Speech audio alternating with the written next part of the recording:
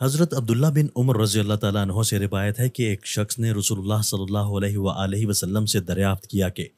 اے اللہ کے پیغمبر، بتلائیے کہ آدمیوں میں کون زیادہ ہوشیار اور دور اندیش ہے۔ آپ نے ارشاد فرمایا، وہ جو موت کو زیادہ یاد کرتا ہے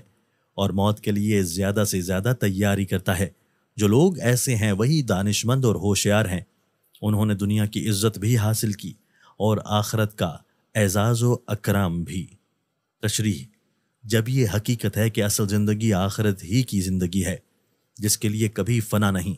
تو اس میں کیا شبہ کہ دانشمند اور دور اندیش اللہ کے وہی بندے ہیں جو ہمیشہ موت کو پیش نظر رکھ کر اس کی تیاری کرتے رہتے ہیں، اور اس کے برعکس وہ لوگ بڑے ناعاقبت اندیش اور احمق ہیں